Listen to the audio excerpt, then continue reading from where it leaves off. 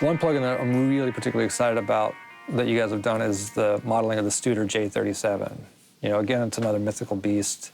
Only a handful of people probably alive have ever used it, you know. And again, we're all looking for the same thing, the realism, you know, that three-dimensional sort of result that you get from using analog gear.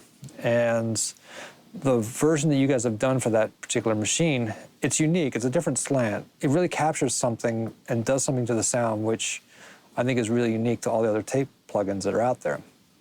And you've also really created a plugin that's got some interesting tools to it, like the way you've integrated the delay into it, the way you've captured the noise saturation that the machine inherently has is really unique and useful, and also how you've made it so you can control the wow and the flutter and use it in a creative way as opposed to just sort of like, you know, oh, okay, I want to make this sound like it was done on an old sort of janky tape.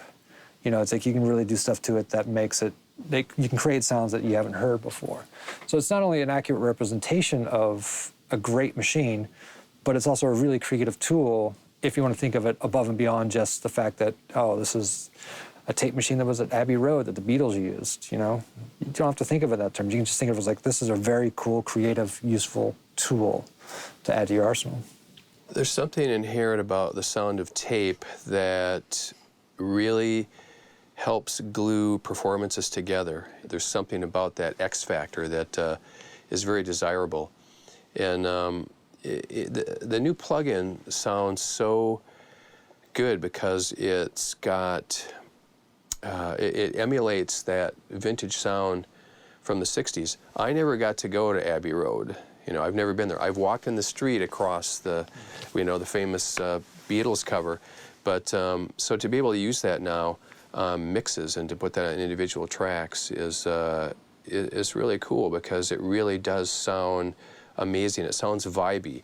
And what I really like is some of the effects you can do, like using the wow and flutter to, say, for instance, run an acoustic guitar in it and start to wow and flutter it so it gets sort of a, almost a natural double course effect. And some of those you can kind of hear that what the Beatles did in some of their recordings, but as Billy was saying earlier, you can really push the envelope with the new plugin and really capture some really cool and interesting effects. And I think to use it as a tool in the studio as that, and not just as a tape playback system, you know, to try and capture the sound of tape, I think that's where it really shines, that you can really push the parameters of it and come up with some really unique sounds. One thing I really like about it is that, you know, when you guys modeled the different tracks, you chose 2 and 3, and you have the option of, if you want to put it on a stereo track, have it be just track 2 on both sides, or track 3 on both sides, or track 2 and track 3.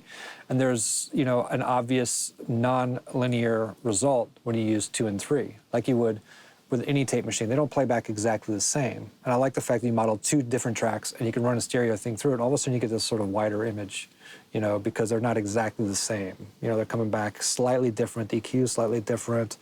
There's subtle things that happen that make it sound more real, you know, like it would be if it was coming off a tape. And I love that you went to the detail of making sure that that was the case.